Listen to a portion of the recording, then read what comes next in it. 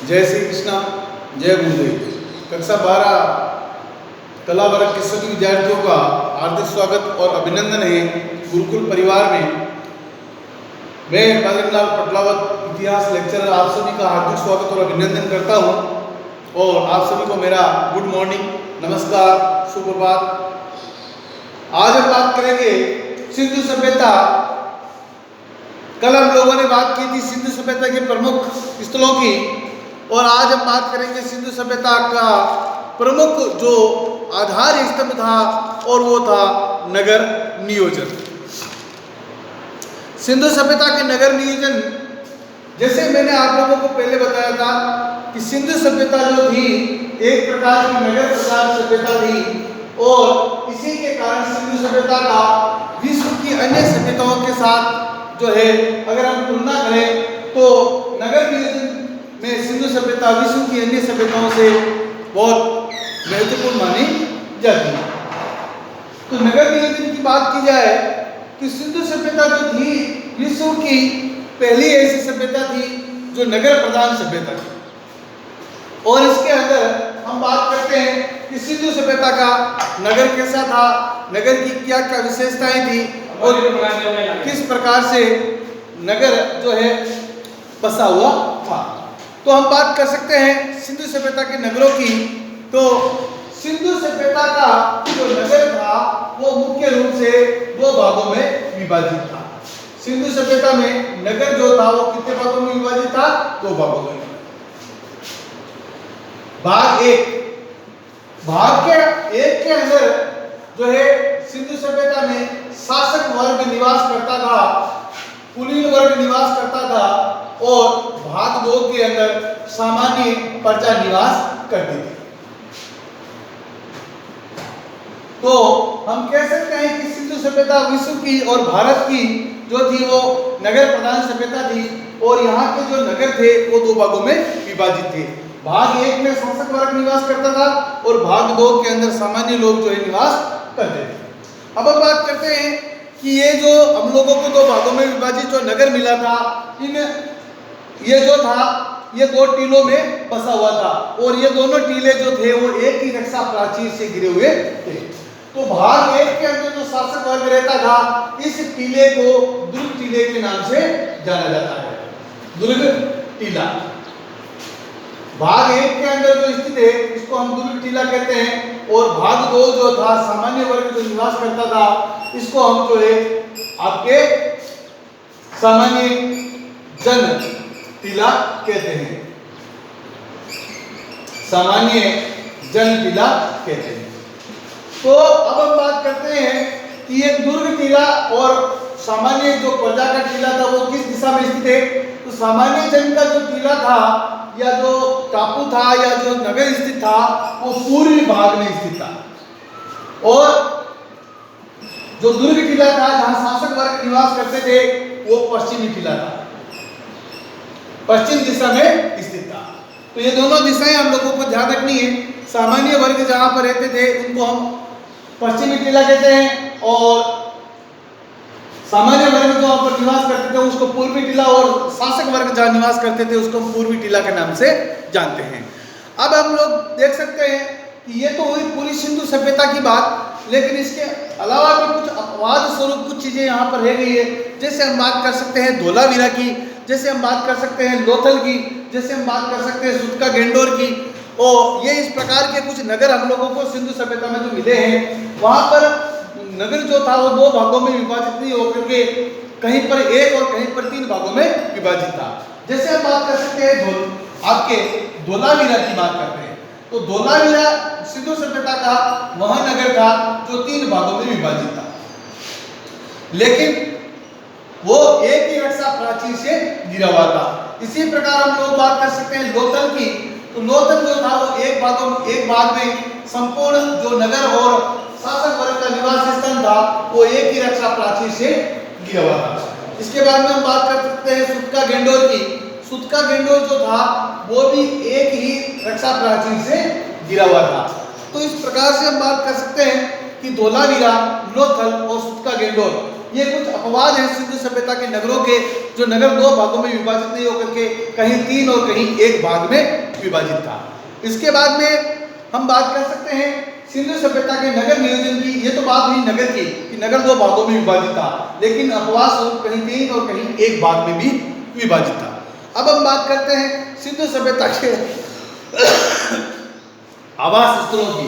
तो सिंधु सभ्यता के अंदर आवास स्थल किस प्रकार से थे, मकान कैसे बने हुए थे, मकानों की स्थिति क्या थी, क्या मकान 1 मंजिले थे, क्या बहुमंजिले थे, ये भी चीजें हम लोग देख सकते हैं।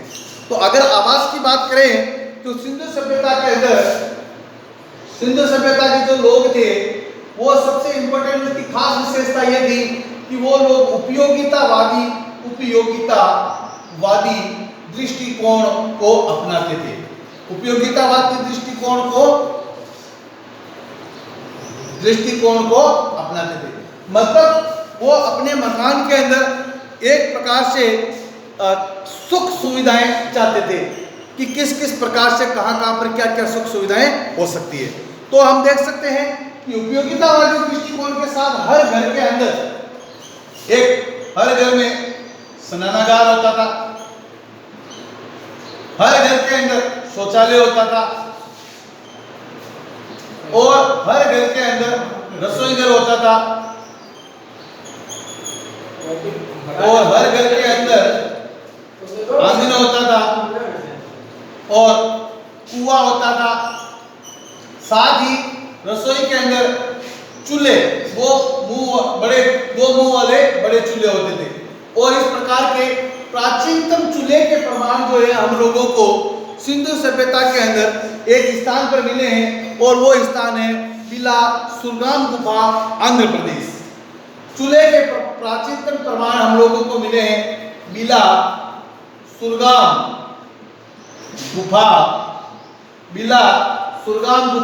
आंध्र प्रदेश से, ठीक है ना।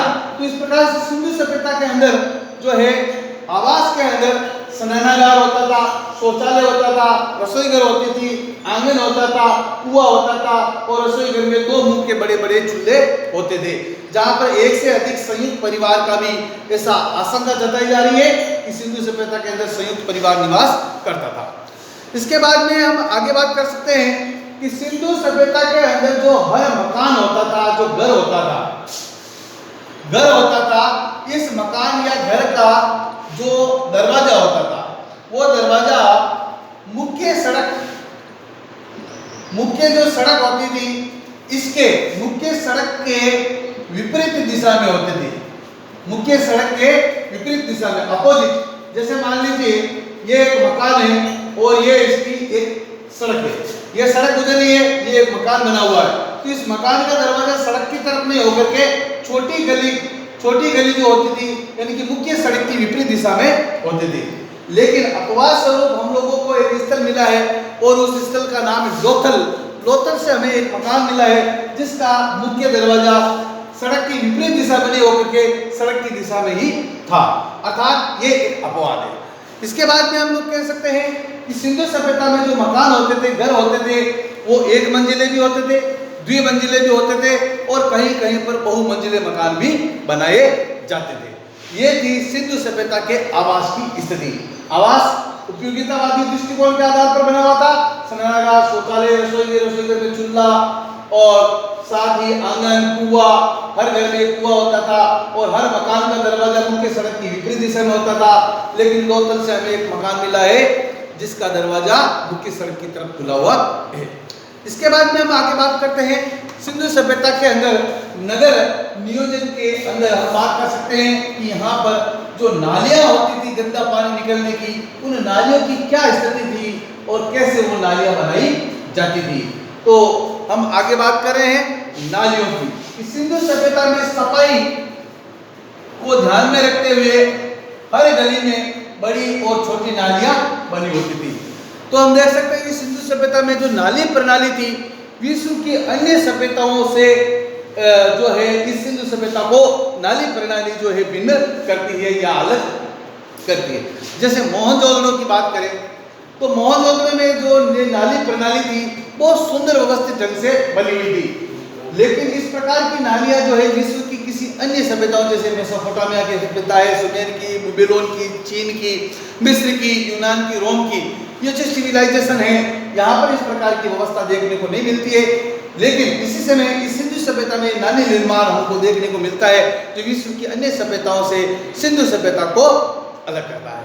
तो हम देख सकते हैं कि सिंधु सभ्यता के अंदर जो है नालियां ईंटों, पत्थरों और लकड़ियों, नालियां ईंटों से भी बनी होती थी, पत्थर से भी बनी होती थी और साथ ही लकड़ी से भी बनी होती थी।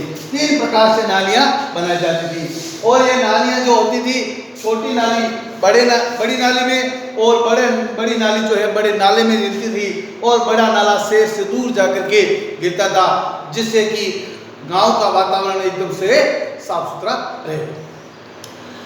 तो हम देख सकते हैं कि हम लोगों को जो है ये लकड़ी की जो नालियां मिली है वो कालीबंगा से मिली है। कहाँ से मिली है? कालीबंगा, राजस्थान, हनुमानगढ़ से। कालीबंगा से हम लोगों को लकड़ी की नालियां मिली है और इस लकड़ी की नालियों के माध्यम से गंदा पानी दूर जाकर के गिरता था और हम लोगों को कालीबंगा के अंदर जो है नालियों के साथ साथ घरों के अंदर कुएं भी प्राप्त हुए हैं। इसके बाद में हम बात कर सकते हैं कि सिंधु सभ्यता के अंदर मकान, नालियां के साथ साथ सिंधु सभ्यता की सड़कें किस प्रकार की थी। तो आगे बात करते हैं नगर नियोजन के अंदर सड़क व्यवस्था, यहाँ की सड़कें कैसे थी। तो सिंधु सभ्यता में जो सड़कें होती थी वो सड़कें जो है एक दूसरे को समकोण पर काटती थी, समकोण पर, यानी कि ग्रिड प्रणाली पर आधारित। जैसे ये सड़क मुख्य सड़क है, ये दूसरी मुख्य सड़क है और इसका जो आपस में जो है काटने का जो एंगल है वो 90 डिग्री का होता था, जिसको हम लोग समकोण कहते हैं। इस प्रकार ये सड़कें एक दूसरे को काटती और जहाँ पर दो सड़कें आपस में मिलती थी, इस स्थान को हम लोग जो है सिंधु सभ्यता में ऑक्सफोर्ड सर्कस के नाम से जाना जाता है। आपसे पूछा जा सकता है कि सिंधु सभ्यता में ऑक्सफोर्ड सर्कस का क्या अर्थ है। जहाँ पर दो सड़कें आपस में, बड़ी सड़कें आपस में मिलती थी, उस स्थल को हम ऑक्सफोर्ड सर्कस के नाम से जानते हैं। इसके बाद में हम बात कर सकते हैं कि मोहनजोदड़ो से विशाल सड़क प्राप्त हुई जिसे राजपथ कहा जाता है। मोहनजोदड़ो से एक सबसे बड़ी सड़क हम लोगों को प्राप्त हुई है जिसको हम राजपथ या नेशनल हाईवे या NH या राष्ट्रीय राजमार्ग की संज्ञा भी दे सकते हैं। तो इसके बाद में हम बात कर सकते हैं सड़कों के बाद में बात कर सकते हैं हम लोग ईंटों की। सिंधु सभ्यता में सड़कों के साथ साथ ईंटों का अनुपात और ईंटों से ही मकान बनाए जाते थे। तो ये ईंटों की क्या स्थिति थी हम लोगों ने देखा है कि सिंधु सभ्यता में जो ईंटें होती थी वो ईंटों का अनुपात कुछ इस प्रकार का होता था, 4:2:1, यानी कि ईंटों की जो लंबाई होती थी वो 10 इंच, चौड़ाई होती थी वो 5 इंच और उसकी ऊंचाई होती थी 2.5 इंच। तो इस प्रकार से सिंधु सभ्यता के अंदर जो ईंटों का अनुपात होता था वो होता था 4:2:1 और यह व्यवस्था हम लोगों को मिली है। सबसे बड़ी ईंट जो सिंधु सभ्यता में मिली है वो मिली है मोहनजोदड़ो से। इसके बाद में हम बात कर सकते हैं कि सिंधु सभ्यता में मोहरों की क्या स्थिति है, मोहर कैसी होती थी और मोहर किससे बनाई जाती थी। सिंधु सभ्यता के नगर नियोजन के अंदर हम बात कर सकते हैं कि मोहर जो होती थी या मोहर होती थी वो शैलखड़ी नामक एक पत्थर से बनाई जाती थी।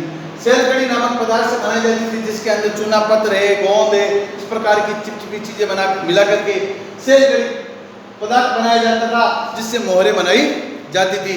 और हम लोगों को इन मोहरों पर सर्वाधिक चित्रांकन जो मिला है वो मिला है एक श्रृंगी पशु का। एक सिंग वाला पशु जो गेंडा है उसका चित्रांकन मोहरों पर अधिक मिला है। और सर्वाधिक मोहरें हम लोगों को मिली है मोहनजोदड़ो से। सर्वाधिक मोहरें मिली हम लोगों को मोहनजोदड़ो से। और सर्वाधिक लेख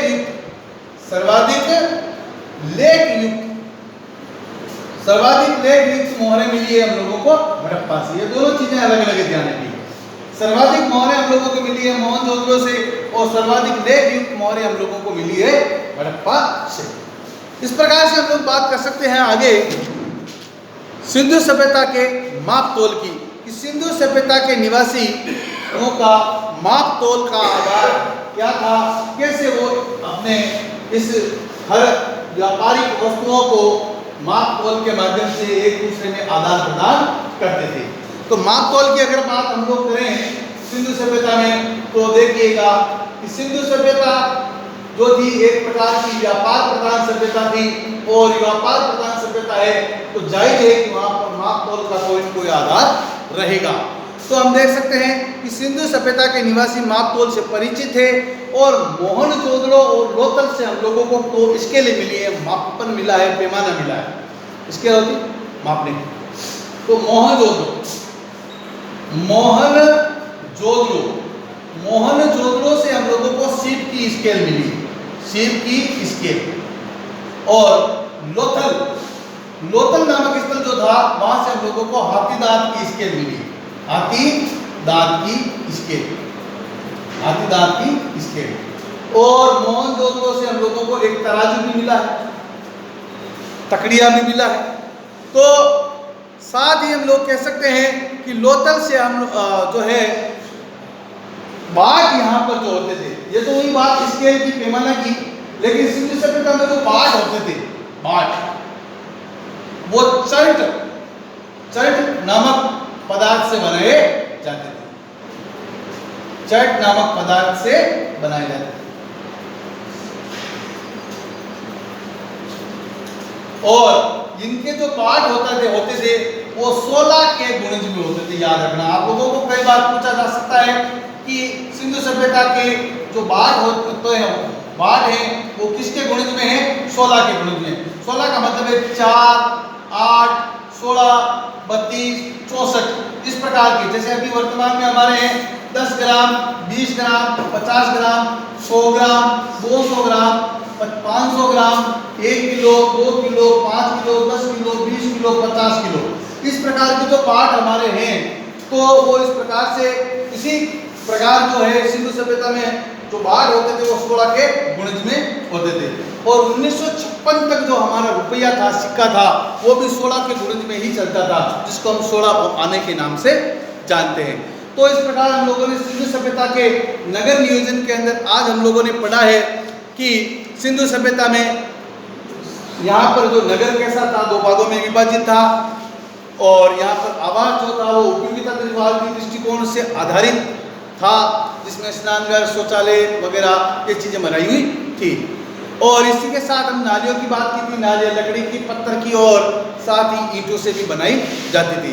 बात की है सड़कों की, सड़कें जो थी वो समकोण पर एक दूसरे को काटती थी, और जहाँ ये आपस में मिलती थी उसको हम लोग ऑक्सफोर्ड सर्कस के नाम से जानते हैं। इसी के साथ हमने ईंटों की बात की, तो ईंटों का अनुपात जो था सिंधु सभ्यता में 4:2:1, 10 इंच, 5 इंच और 2.5 इंच। इसी के साथ हम बात करते हैं मोहरों की, तो यहाँ पर मोहरें जो थी वो सेलखड़ी नामक पत्थर से बनाई जाती थी, और इन मोहरों पर सर्वाधिक चित्रांकन जो हम लोगों को मिला है वो मिला है एक श्रेणी पशु का। सर्वाधिक लेख युक्त मोहरें मिली है हड़प्पा से, और सर्वाधिक मोहरें हम लोगों को प्राप्त हुई है मोहनजोदड़ो से। इसी के साथ हम लोग बात कर सकते हैं माप तोल की। तो माप तोल के अंदर हम लोगों ने देखा कि सिंधु सभ्यता के अंदर हम लोगों को मापने के कुछ पैमाने मिले, क्योंकि सिंधु सभ्यता नगर प्रधान और व्यापारिक सभ्यता थी, तो यहाँ पर जो है तोल और माप तो जायज था ही। मोहनजोदड़ो से सीप की स्केल, लोथल से हाथी दांत की स्केल, और मोहनजोदड़ो से तराजू या तकड़िया हमको प्राप्त हुआ है। अब बात करते हैं बाटों की। तो बाट जो होते थे वहाँ यहाँ पर चट नामक पदार्थ से बनाए जाते थे, और बाट होते थे वो 16 के गुणज में होते थे। और इस प्रकार हम लोग कह सकते हैं कि जो है सिंधु सभ्यता एक नगर प्रधान सभ्यता थी, और ऐसी नगरीय व्यवस्था विश्व की अन्य सभ्यताओं में नहीं मिलती है। इस कारण सिंधु सभ्यता को नगर नियोजन के कारण अन्य विश्व की सभ्यताओं से सिंधु सभ्यता को अलग किया जा सकता है कि ऐसी नगरीय व्यवस्था, सुंदर व्यवस्था और किसी विश्व की सभ्यता में नहीं थी। आज हम इतना ही पढ़ेंगे। आप सभी को धन्यवाद। जय श्री कृष्णा, जय गुरुदेव। और इसमें कहीं पर भी आपको कोई समस्या है, कोई टॉपिक नहीं समझ में आ रहा है, तो आप बिल्कुल मेरे से पूछ सकते हैं। जय श्री कृष्णा, जय गुरुदेव।